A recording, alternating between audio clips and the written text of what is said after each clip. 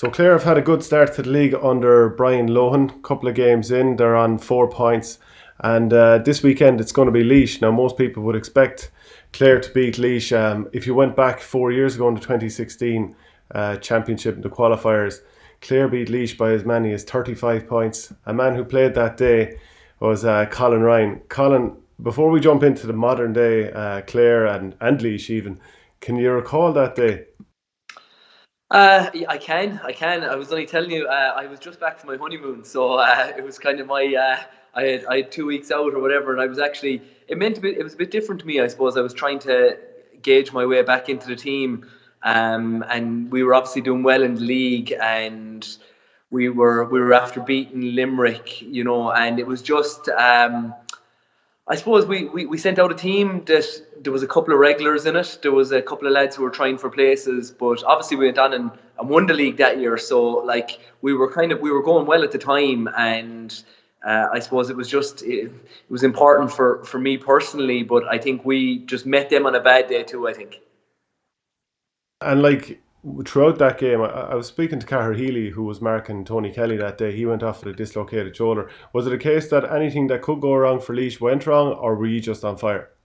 I think a bit of both. I think I think I think if I recall, there was a strong wind there that day, and I think we went into a good lead, and then we were scoring from everywhere, and I think then we got a couple of early goals, and I think it killed them off a small bit, and obviously they were after coming up from Division Two, into the quarterfinals, and it was just one of those days. A lot of things went right for us. We've met Laois on other days, and it definitely wasn't as easy as that. So, it's and obviously they're on an upward curve and stuff like that, so it's different. But I think some days things can just go well for you. Did you beat Laois en route to the All Ireland that year in 2013? We did. We beat them in the park. The famous Donald Donovan didn't score, but he scored when it counted. Yeah, I think Donald always says that, the joke that he was the only outfield player that didn't score that day. But in fairness, he came up trumps when he needed to. He sure did. He sure did.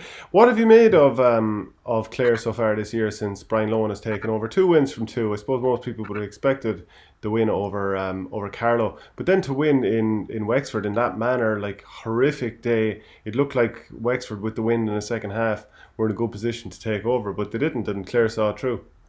Yeah, that was. I think I was expecting to win the first day. Really, to be quite honest, no offense to Carlow, but we were expecting to go to beat them at home. But Wexford, I was expecting something different out of Wexford. But in fairness to them, they showed a bit of grit, and they definitely showed something about themselves that I didn't know was in them this year. But if we see plenty more of that as the year goes on, and obviously, listen, Tony is hurling his socks off, and I think when you have a Tony Kelly in top form, it's very hard to stop, and he kind of completes the team a small bit. But I was expecting probably to see a bigger issues around replacing Peter Duggan. But listen, things are going well for him at the minute. I suppose when they meet their first stumbling block, I suppose that's when we'll know how things are going to shape up. But definitely, I like the switches. I like Dave McInerney to midfield.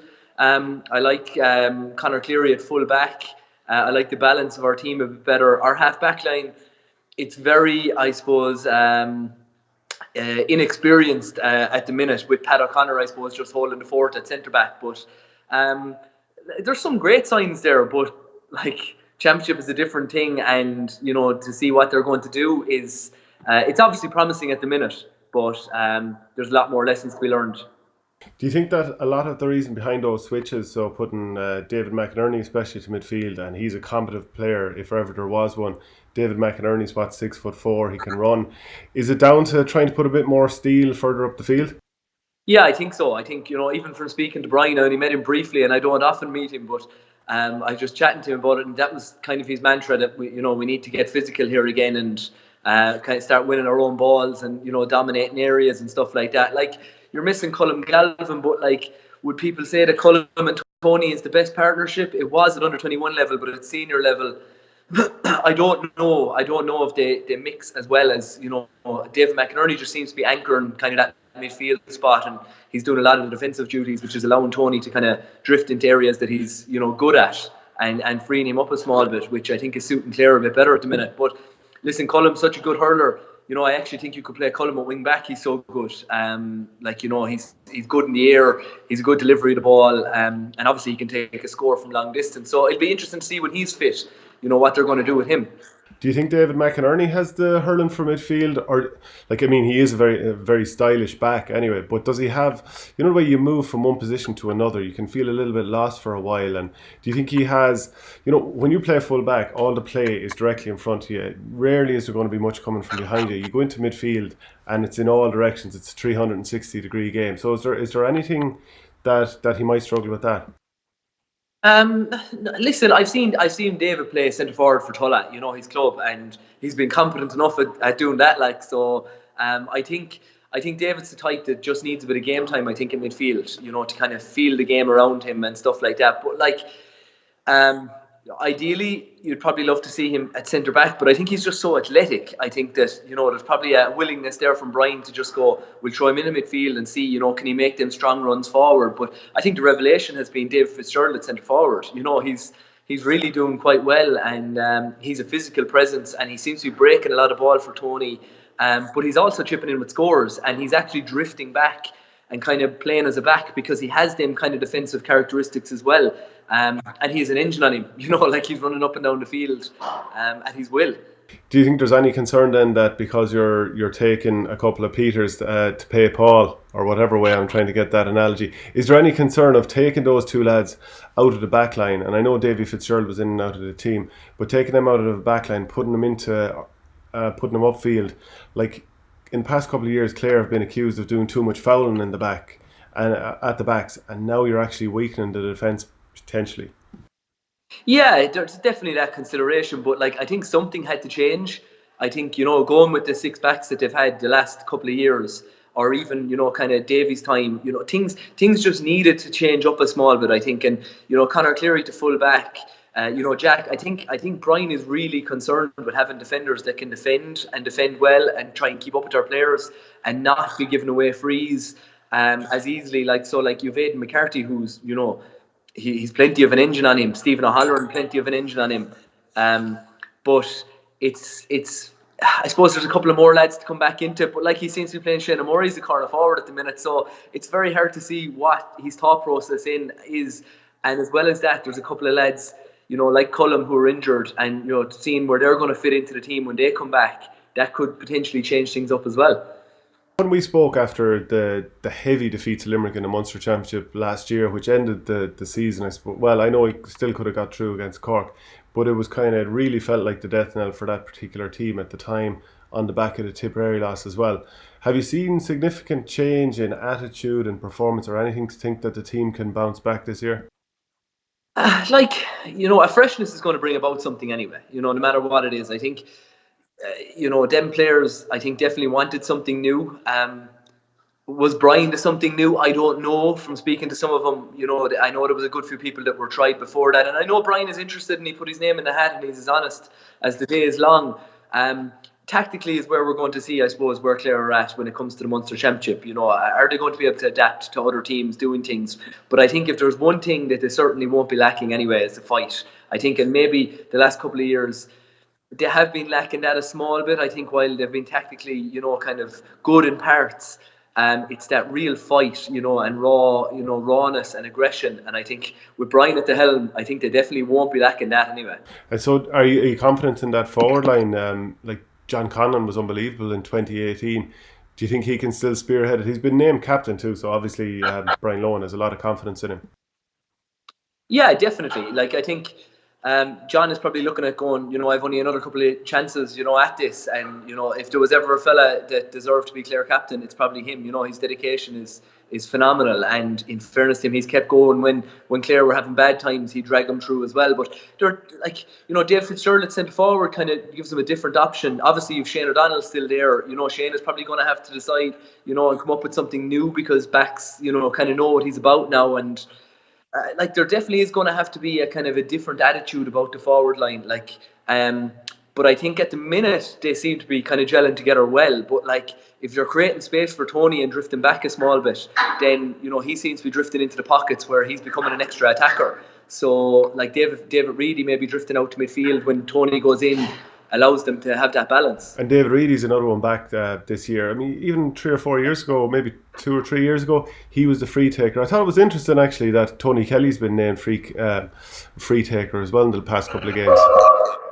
Yeah, definitely. I think it's something they need to nail down, though. I think, the more they have this swapping around, it's probably a difficulty. But yeah, I think David Reedy was on him the last day. He missed one or two. Then Tony came in. Like John was named to take him the first day.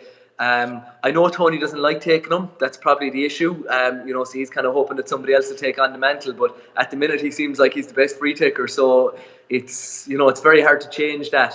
I know David has taken him for the club, and he's been very good for a rogue. But there's just they need that consistency there, and they need somebody to take it up. Peter was very much that dead ball specialist. And took the pressure off Tony, but it is going to be a problem that they're going to have to solve sooner rather than later. Are you in school there at the moment, a free class or something? Yeah, free class, yeah. One more left for the day now in home time. Jeez, you have it hard, don't you? Yeah, it's tough going. But just back to Clare then. Obviously the situation with sorting out the manager for 2020 ran on for a long time. The players put out a statement. A lot of people were critical of the treatment towards Donal Maloney before ultimately Brian Lohan was brought in. Do you think all that stuff has kind of faded into the background at this stage? Have people moved on? Yeah, I think so. I think the minute you get started into the league and listen, winning changes all them attitudes. I think beating Wexford, blowing Wexford Park the last day, I think kind of gave Brian a bit of leeway now to, hopefully beat Laois now this weekend. Get whatever they can out of Kilkenny. A good game, and they're going to be in a league quarter final no matter what. At this stage now, so you're going to come up against good opposition, and realistically, I talked to Brian about this as well. They're going to be judged on championship. It doesn't make a difference about pre-season competitions and national leagues. Limerick had a good year last year. They won a Munster championship, but they'll probably say they had a bad year because they didn't win the All-Ireland. So, no matter what, you're going to be judged on championship, and it's probably the one problem with the current format at the minute, that you've two really good competitions, and the National League is good. Now, I actually think it's been diluted a small bit. One side seems a bit stronger than the other at the minute, the National League, which is problematic. But realistically, it will come to championship, and that's when the judgment call will be made then. Do you think Brian Lohan cared about all that commentary before the Wexford match of the feud, we'll call it, between himself and Davy, who they don't really get on? Listen, I've heard all sides of that story. They don't get on. I think people just need to move on. I think it's they're strong personalities and they're going to clash.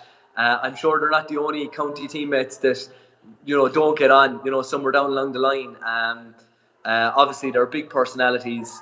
There would have been two that people would have thought probably that they spearheaded, Clare, and were very close to one another. But knowing both of them personally, you'd know that they both actually don't get close to too many people. So you kind of, these things happen. But I think a lot of it is, it was great for, I think, the journalists to be able to come up with a different side of a story, for the week and run with it. Yeah, it can be hard at times. Luckily, we have you to soften the days. Can you tell me that did your intercounty career? I presume you were gone before Brian Lohan came on board. Or sorry, you were gone before his career was done before you came on board. Yeah. I would have trained with Fitzy for about 2 months. That was the time that he got hard done by Tony Considine and the fight and everything else. So, but no, Frank was involved for a year or two after I left, or after I came on board. But Brian was definitely gone. It was Frank, Colin Lynch. Were kind of the only ones. Gilly were the only ones kind of left from the '97 team at that time. Which of them were your heroes actually? And I know you're related to Gerald Nan, so obviously he has to be hero number one. But which of them? No, it was Jamesy. Jamesy always was number one.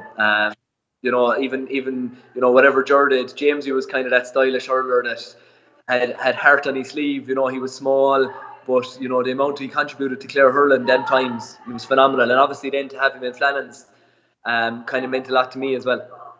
And I suppose the final question for heading into this weekend, we've seen a huge amount of improvement out of Laois in the last year. They have had their injury tolls and all that kind of stuff, so I suppose anything other than a win would be a bit of a disappointment for Lohan here. Yeah, I think so. I was expecting maybe a bit more out of the start of the league for Laois. I was expecting them to kind of be the team that would maybe cause a bit of trouble to other teams, to Kilkenny and Wexford and Clare and I suppose Dublin as well. But like they just don't seem to be pittering away. And obviously, the more they have a couple of defeats, the worse it's going to get for them. And I suppose they had such highs last year that it's hard to replicate them. But again, I'm sure Eddie Brennan will be looking at championship, and he'll kind of be looking at the league as going, well, we just kind of judge off one another here and see where things are going and try and get all our injuries sorted out. And they had a good run, I suppose. A couple of their club team had a good run as well, so they kind of want to get all them injuries sorted out, I suppose, and give them lads a bit of a freshness too. I sense you're feeling an All-Ireland for Clare this year. The same way you're feeling an All-Ireland for Tipperary every year. No, there's a long way to go. There's a long way to go. I think one thing I will say, the start has been positive. It's probably been more positive than I would have anticipated, and but it's early days. It's early days, and that could be wiped out the minute the first round Munster Championship round comes around, and it depends. Unless you win that first round, then suddenly the pressure's on again. But no, they're working away. From speaking to John, he seems the camp is happy. They're working away, but winning means everything, and if they can get another win this weekend, that's 3 on the run, and things will be looking up then. Thanks very much, Colin. We'll chat again soon. All right, Shane.